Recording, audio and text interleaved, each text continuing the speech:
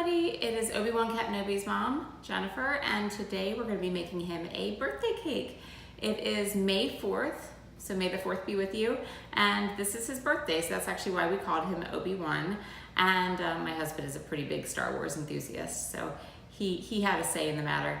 But we're going to be making him a birthday cake, and I want to show you all what we're going to be doing so that maybe if you are having a party for your cat and you feel inclined to make a birthday cake, you might try this one. So let's see what we end up with. Oh, and I'm hosting a derby party today too. So yeah, if you see the red and black behind me, that's not for him.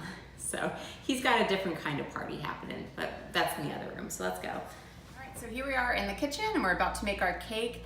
But first, let me tell you a little bit about the ingredients that I'm using. Oh, and by the way, derby party is why we have a lot of drinks in the back. We'll be toasting Obi too, but yeah, that's for a different kind of party.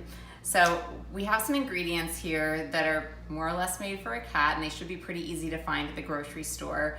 A little bit about cats and a little bit about me. I'm a dietitian by trade, and I had to take some food science courses that were specifically for animals in college. And while I forgot about 95% of it, the one thing that I did remember is that cats require a really high protein diet, and it has to be meat-based. They're called obligate carnivores, meaning that they have to have protein in their diet. They need to eat meat or else they won't survive.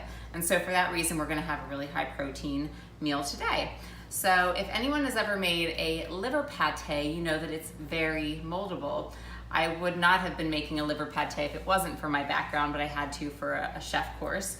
And so we're gonna be using pate, a kitty pate, thanks to my mom. She got this while I was out of town last week. And it has to be molded. And so I found this really clever mold that was from my kids' sandbox of toys. And I think you can also get these at like a beach store because if you fill them with sand, they are great for sand castles and stuff.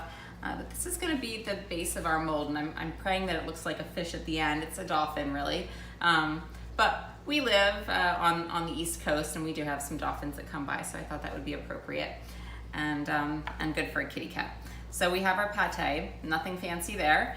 And then I also got this cat broth, and these are getting really popular in the stores, or at least here in the United States. And I thought this would make a really nice bouillabaisse or a sauce to go around the outside of the pate. So I thought that would look pretty. And he loves these, so we'll have that. And then I'm probably gonna top it off with a couple of his favorite kitty treats. These are from Blue Buffalo, and he loves these things. So we'll put this on. And then just as a final touch, and I'm debating if I'm gonna do this, but if we do, I'll show you. I'm thinking of putting a cream roux. So roux is a combination of butter and flour. So we're just gonna use a tiny bit because cats really shouldn't be having flour in their diet. And then we're just gonna add a touch of milk to it. It's gonna thicken up and create a nice cream sauce. And we can drizzle some of that over the pate. And I think that'll look nice, and I think he's really gonna like to eat it. All right, so I have changed the angle so it's a little bit easier for you all to see, and my apologies because this is definitely not a chef's kitchen. And I know that we could probably have better lighting, but hopefully you'll get the gist of what I'm trying to do here.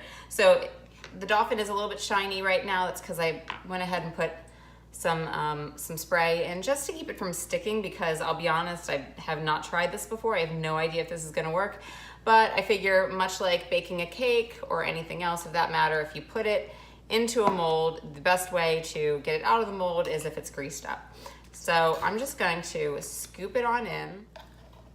All right, so I've got, actually this is perfect. This is the perfect size can to do something like this. For this size mold, I think we're gonna have just the right amount. So let's go ahead and flatten this. You wanna make sure it's really packed in. If it's not packed in, you're not gonna be able to see the shape. So we'll work through that. It is a little bit softer than I was hoping it would be, but look at that. I mean, that's pretty perfect. Like, we have just the right amount for this mold. And the good thing is that if this doesn't work, if for some reason it comes out and only half of it pours out at one time, it's pate, so you can just keep working with it until it finally comes out right. Okay, so we're gonna see how this works. Smooth it over.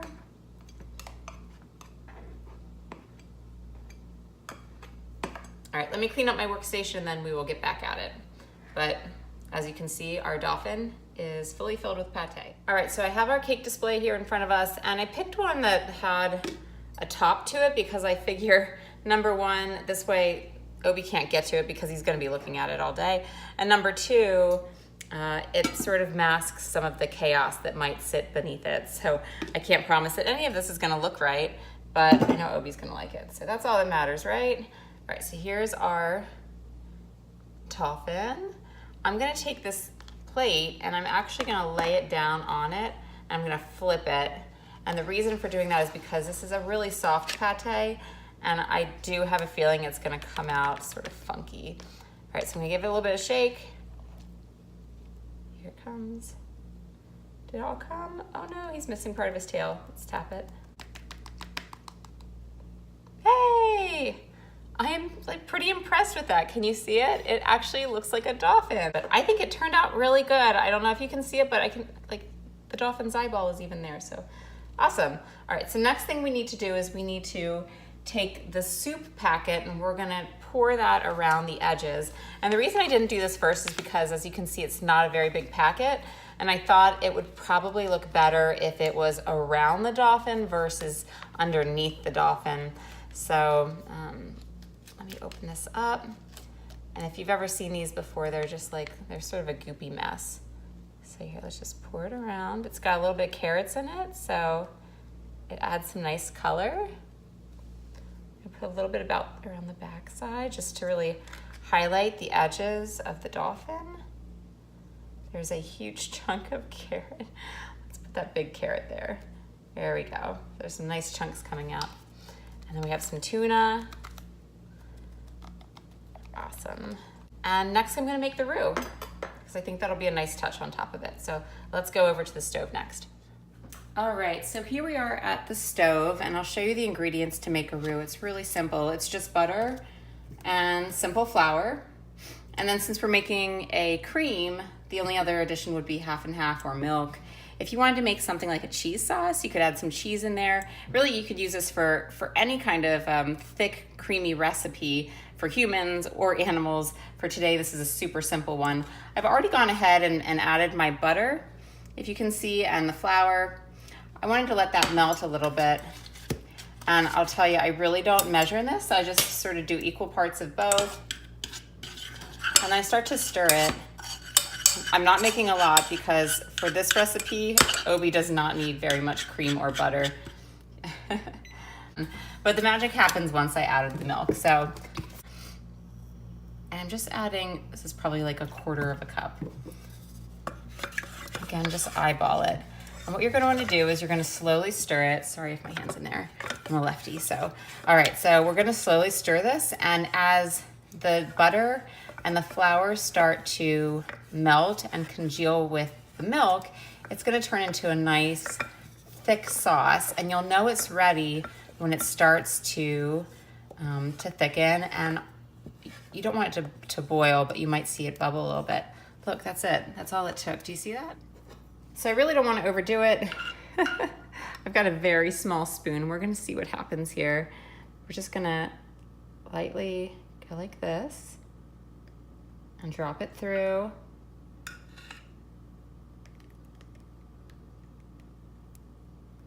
I'm not a chef. Did I mention that? I don't know what I'm doing, but I think it looks pretty cool, don't you?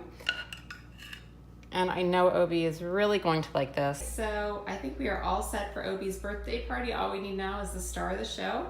Let me go ahead and show you what I did with the cake, just to give it a little bit more pizzazz. So I felt like it was needing some color, and I really liked that the broth that I had added to it had a couple slivers of carrot. So I went ahead and added a couple extra just for sake of color, and one big one on the eyeball just to help define the shape.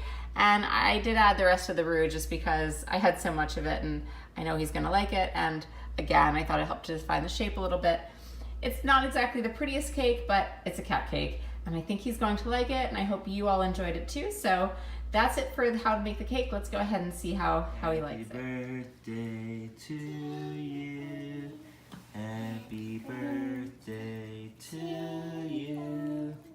Happy birthday, dear Obi. One Cat Nobi, happy birthday to you. I think he likes it. Sarah. What did he say? Star Wars Rebel. Star Wars, yeah. That's how I decided to say to Obi-Wan's birthday.